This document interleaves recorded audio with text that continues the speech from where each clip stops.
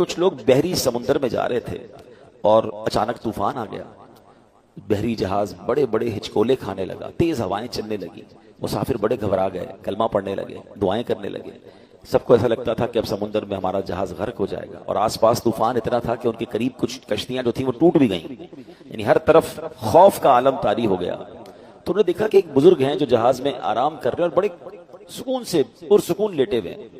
گئے ان کے پاس کہ حضرت ہماری حالت خراب، ہم سب کلمے پڑھ رہے ہیں، چیخو پکار مچی، آپ آرام سے سو رہے ہیں.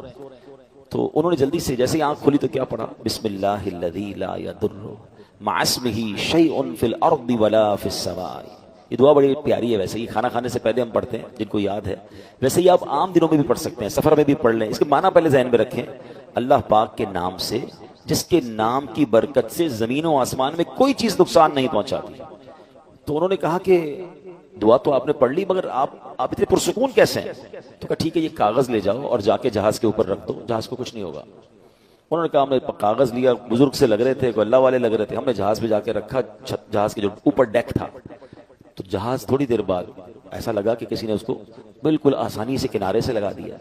ہم نے جا کر جب اس پرچے کو کھولا اور دیکھا اس میں کیا تھا، تو اس میں کچھ اور نہیں تھا، اس میں اصحاب بدر کے نام لکھے ہوئے تھے. اللہ کریم نے اصحاب بدر کے ناموں کی برکت سے اس جہاز کو اس طوفان سے بچا لیا. جان ساران بدر و احد پر درود، حق گزاران بیعت پہ لاکھوں سلام. اسلامی تاریخ کا عظیم واقعہ ہوا ہے 17 رمضان. رمضان کی 17 تاریخ کی جو واقعہ ہوا، یہ یوم الفرقان بھی کہا جاتا ہے.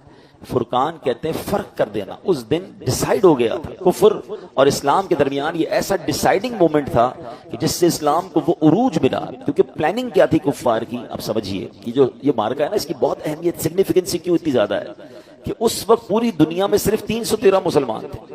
اور اس کو اس طرح سمجھیے کہ جس وہ جنگ بدر ہونی تھی تو رات نبی پاک نے بڑا گڑ گڑا کر رو کر اللہ کی بارگاہ میں دعا کی تھی کہ اے اللہ، اگر آج یہ مارے گئے تو پھر دنیا میں تیرا کوئی نام لینے والا نہیں ہوگا.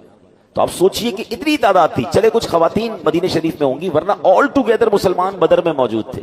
اور کفار کا پلان یہ تھا کہ ایک بار ہی جا کر ایسا حملہ کرنا ہے.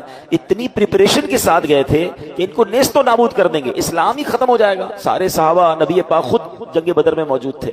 تو اس دن جو مسلمانوں کو غیبی مدد ملی اور عروج ملا، اور اس دن جو فتح ملی، اس نے رہتی دنیا کے کفار پر، رہتی دنیا کے دشمنان اسلام کو یہ میسج دیا کہ جب اسلام کو مٹانے کی کوشش کی جائے گی تو جو ان کا رب ہے وہ غیب سے مدد فرماتا ہے. اور اس مارکے میں جو اس کی اہمیت اور بڑھی کہ اس میں فرشتوں کے ذریعے مسلمانوں کی مدد کی گئی.